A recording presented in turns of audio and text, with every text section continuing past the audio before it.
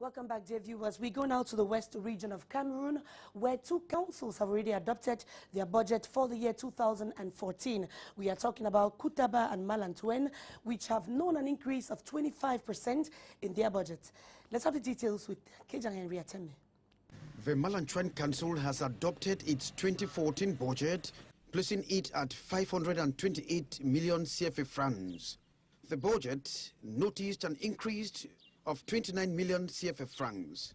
Meanwhile, the Kutaba Council budget has been adopted at 292 million CFA francs. The budget witnessed an increase of 26 million CFA francs.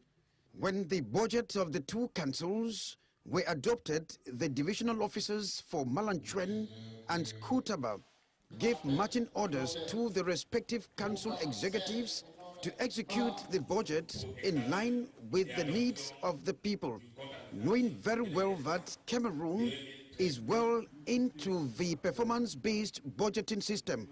In this line, they must use the money to carry on with micro-projects like the provision of potable drinking water, rehabilitation of rural roads, the development of green space, and, of course, carrying out social activities to empower the youth. European Union Service Training, la deuxième phase est en place depuis hier au Cameroun.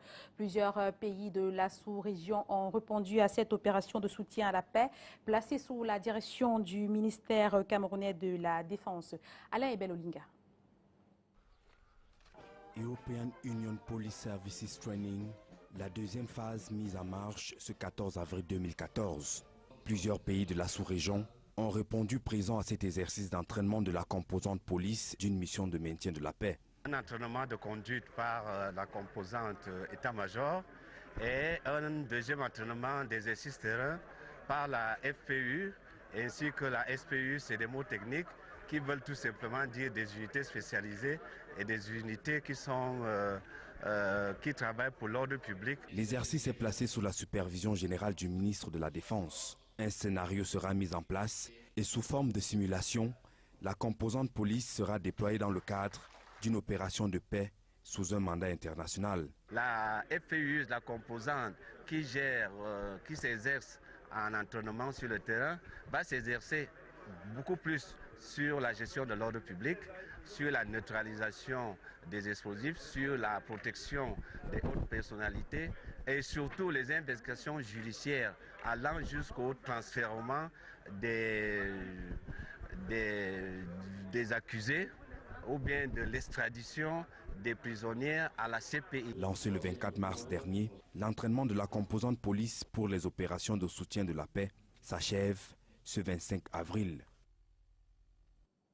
Allons dans la région de l'ouest du Cameroun pour parler de l'urbanisation qui tarde à décoller dans la ville de Foumban à cause de l'incivisme des populations. Le constat fait état de ce qu'aucune règle de construction n'est réellement respectée.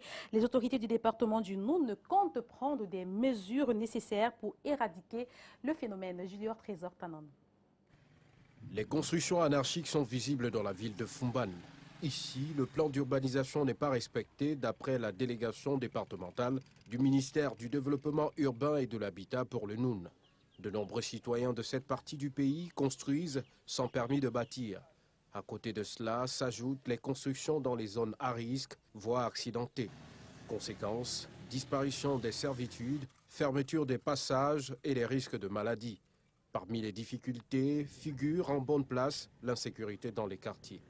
Pour la ville de Foumban, nous attendons qu'un plan d'occupation du sol soit réalisé afin qu'on arrête également ces constructions anarchiques.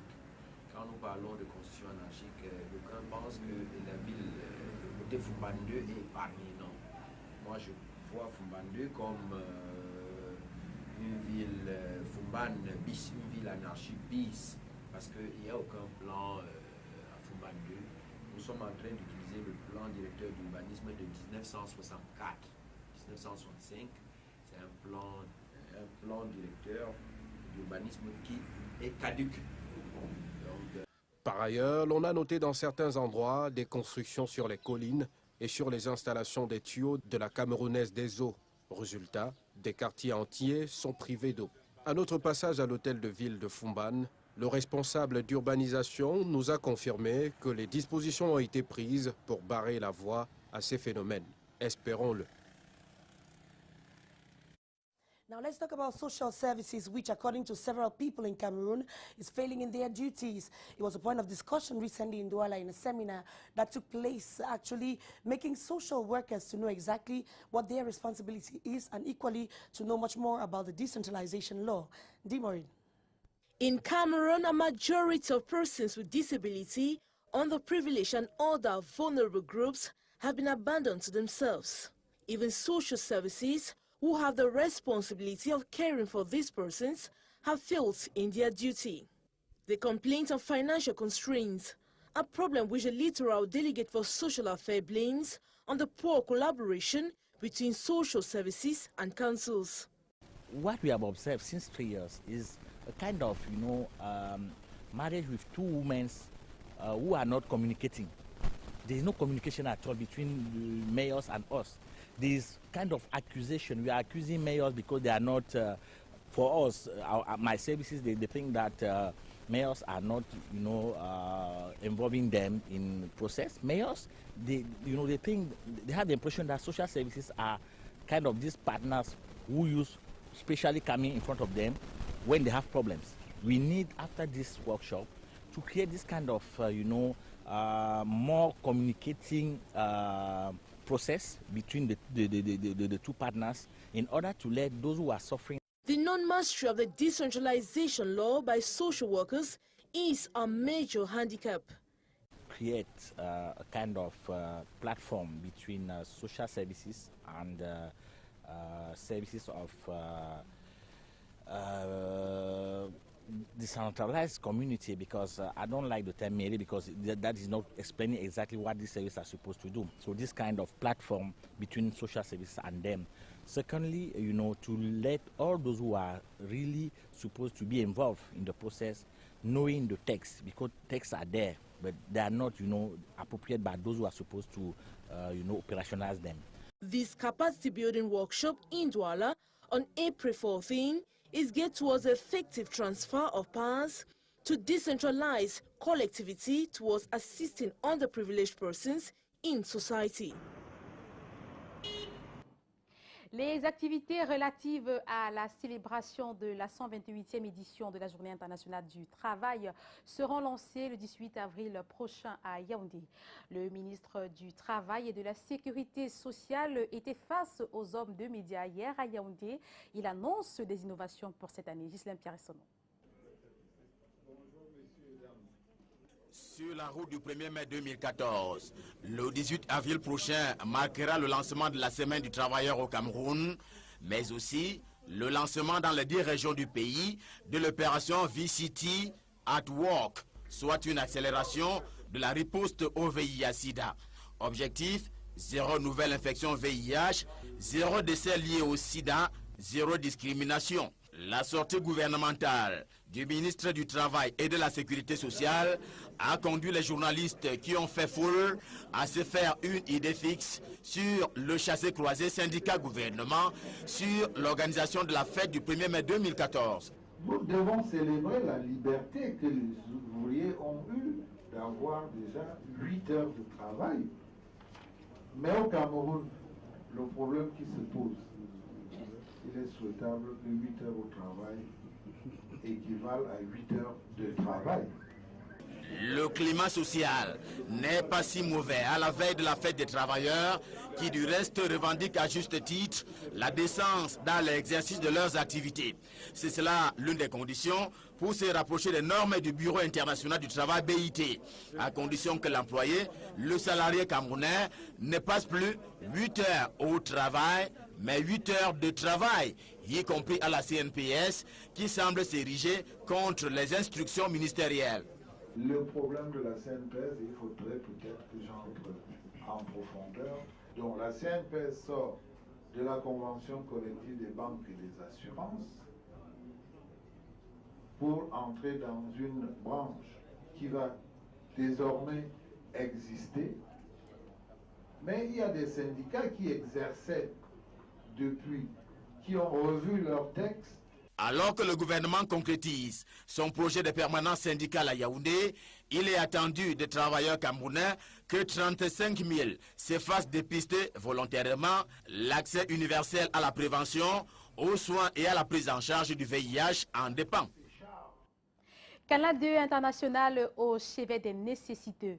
La chaîne de télévision privée a tenu à offrir des denrées de première nécessité aux réfugiés et déplacés centrafricains installés dans la région de l'Est Cameroun.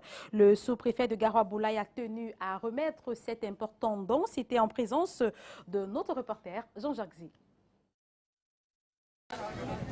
Chose promise, chose due.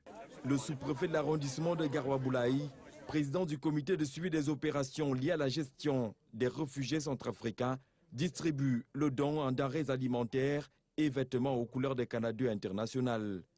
Il aura fallu pas moins de 2 véhicules tout-terrain pour acheminer au camp d'enregistrement du pont bascule l'important don, fruit de la volonté des promoteurs de la chaîne leader à soutenir les efforts nationaux et internationaux au profit de ces nombreuses personnes parties de Bangui, parfois sans rien dans les poches, rien dans le ventre et pratiquement rien pour se couvrir. Dans cette opération, le sous-préfet se fera accompagner des membres du comité, ceux du HCR et de toutes les forces en présence. Question de respecter la parole donnée, celle de la transparence. J'ai tenu à le faire personnellement puisque Canal 2 m'avait donné un mandat de procéder en tout cas de veiller à ce que ces dons arrivent à destination. C'est pour cela que j'ai pris le temps ce matin en présence des responsables de forces de l'ordre qui sont là pour venir de remettre aux réfugiés de manière solennelle et aux responsables du HCR. Le message sur les t-shirts couleur Canal 2 est frappant. Il y a espoir en RCA. L'essentiel, c'est d'y croire. Message bien reçu par les bénéficiaires. Je remercie le Canal 2 pour le don là. C'est pour... ça nous fait plaisir. Pas moins de 97 colis sont ainsi remis. Les congratulations reçues. L'exemple extraordinaire de Canal 2 international devrait faire tache d'huile. Je l'avais déjà dit à ce moment-là, quand la direction du Canal 2 était là, j'avais déjà exprimé mes remerciements, ma satisfaction par rapport à ce geste qui est important. Parce que nous pensons que tout ce qui peut contribuer à apaiser un peu la douleur des réfugiés, même si c'est symbolique, c'est important pour nous. Il y a de cela quelques jours, le sous-préfet de Garoua-Boulaye, qu'entouraient les membres du comité, recevait ses dons d'une délégation de Canal 2 international partie de Douala, au cours d'une cérémonie sobre, mais très profonde. Le comité avait alors pris l'engagement de les transmettre intégralement aux réfugiés. Nous pouvons déjà vous assurer de ce que vous avez laissé là ne sera pas distrait, ça sera bien géré. Nous avons voulu que ce soit ici pour éviter le désordre. Chose faite aujourd'hui. Parlons à présent de cette visite du directeur général d'AES Sonel. Il a tenu à toucher du doigt les réalisations menées par son entreprise et par la même occasion, il a échangé avec les populations. Reportage. Au terme d'une période de perturbation survenue dans le réseau de distribution d'électricité, AES Sonel passe à l'attaque.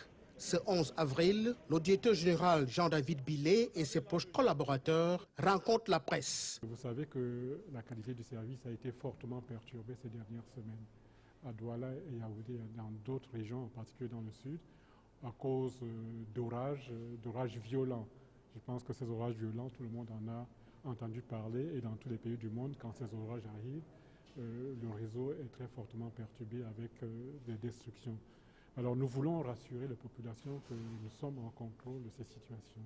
Nous avons développé des programmes qui devraient permettre de résoudre les problèmes qui se posent. Un plan d'urgence permettant d'éviter tout dysfonctionnement électrique est en marche. AES Sonel investit pas moins de 2,5 milliards de francs CFA dans une cinquantaine de travaux à Douala et à Yaoundé. Pendant 1 mois et demi, les 10 travaux consistent en la construction des voies de secours pour l'alimentation de certains quartiers en cas d'incident. Il est aussi question de décharger les lignes et les transformateurs pour améliorer la qualité de service. Ici, au Kratiendo Passy à Douala, ces clients qui se plaignent des baisses de tension et des poteaux tombés depuis un an sans être remplacés vont devoir pousser un ouf de soulagement. Le temps de couper, tu ne veux pas prendre quelque chose, l'enfant ne veut pas prendre, même toi, tu ne dors pas bien avec le coupé.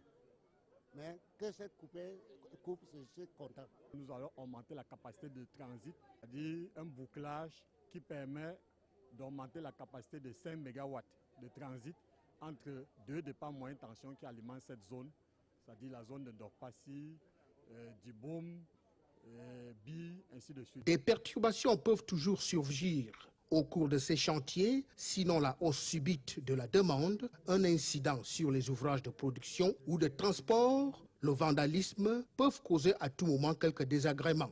Mais pour l'essentiel, iSonel est sur un plan de bataille visant à assainir le réseau de distribution avec pas moins de 7 transformateurs de 50 kVA d'ici fin mai. Question d'être toujours plus proche, même des clients des bouts de ligne. On our international page, as mentioned in our headlines, we go to Nigeria right now where an explosion has left several people wounded and others dead on the spot. It is suspected that the attack is from the Boko Haram sect. And equally, Goodluck Jonathan's government has been accused of not handling matters the right way. Lilian Malki. A blast at a crowded bus depot on the outskirts of the Nigerian capital, Abuja, killed scores of people. The attack took place during the Monday morning rush hour. At least 71 have been killed and 124 wounded. The minimal information that we can gather so far was that the explosion emanated from a vehicle. The nature of the explosion we are unable to 100% ascertain, but the explosion came from inside a vehicle and it affected quite a number of people. There was no claim of responsibility, but suspicion has fallen on the militant Islamist group Boko Haram. The group has waged a bloody insurgency, mostly in the northeast, but is also responsible for several attacks in the capital. The increasingly bloody attacks have had a negative effect on President Goodluck Jonathan's reputation. With general elections 1 year away, he is increasingly criticized for failing to put a stop to the violence. Mesdames, Messieurs, avant de mettre un terme à ce journal, rappelons qu'en Algérie, l'élection présidentielle se prépare et le président actuel Abdelaziz Bouteflika est candidat à sa propre succession. Il a comme adversaire Ali Benfis. Flora Dingla. We have come to the end, Mireille Flomane. We shall be together again at 1 p.m. tomorrow. Same time, keep the rendezvous. Continue watching our programs on Canal 2 International. At 6 p.m. exactly, you're going to be watching the news in the English language. And at 8 p.m., the news in the French language. Have a nice day and good appetite.